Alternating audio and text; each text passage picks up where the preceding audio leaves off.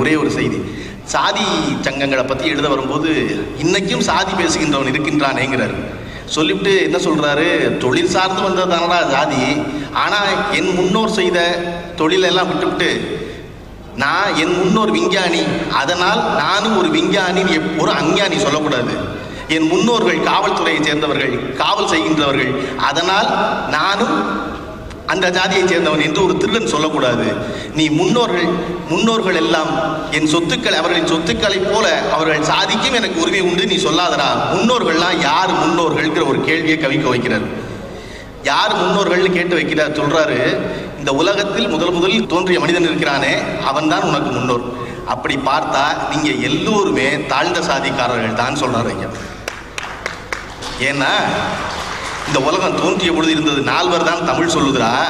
1 குறவன், 2வது இடையன், 3வது பள்ளன், 4வது செம்படவன். இந்த 4 தாழ்ந்த குலம் நீ சொல்றியே, இந்த 4 பேர் தாண்டா உனக்கு முன்னோரு. அதையும் தமிழ் தாண்டா சொல்லுது. வேட்டையாடி பிழைத்து கொண்டிருந்தான், அவன் தான் முதல் மனுஷன். அவன் மலையில வாழ்ந்தான், வாழ்ந்த இடத்துக்கு பேர் குறிஞ்சி, அதனால அவன் குறவன்னு தமிழ் சொல்லுகிறா. நீ தாழ்ந்த சாதிக்காரன்டாங்கிறார்.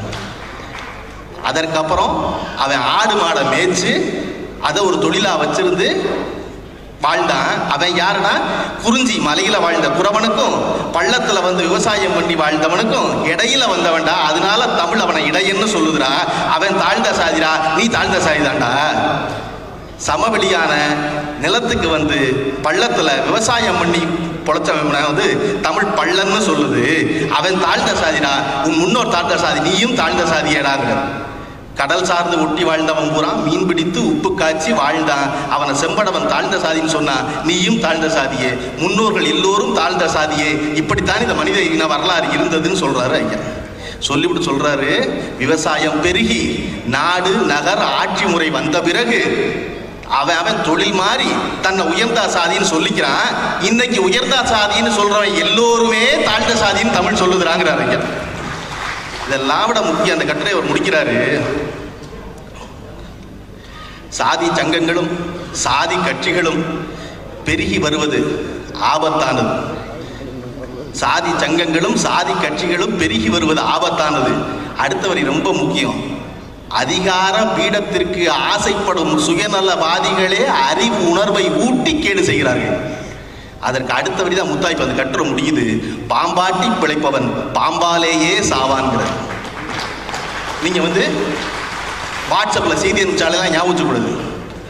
ஏன்னா ஐயா இதை எழுதுனது 16 ஆண்டுகளுக்கு முன்னாடி. இந்த சமூகம் சீர்கேடா இருக்கிறது என்பதை ஒரு கவிஞனை விட வேற யாருமே சுட்டி காட்ட முடியாது. ஒரு கவிஞன் எப்பொழுதும் முன்னாடி பாதை போட்டு போறான், விஞ்ஞானிகளும் ஆட்சியாளர்களும் பின்னால் அதை நெறிப்படுத்த விதிகள் போட்டு கொண்டு வருகிறார்கள்.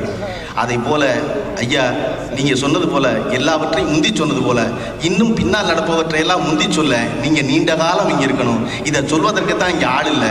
தொடர்ந்து முழு வேகத்தில் நீங்க செயல்பட வேண்டும். நடப்பவற்றை எல்லாம் கண்டிப்பதற்கு உங்களை விடவும் நேர்மையான, இனிமையான, ஆண்மையான ஆள் யாரை பார்ப்போம் நாங்கள். செய்ய வேண்டும். நீங்கள் வாழ்த்தி விடைபெறுகிறேன். நன்றி, வணக்கம்.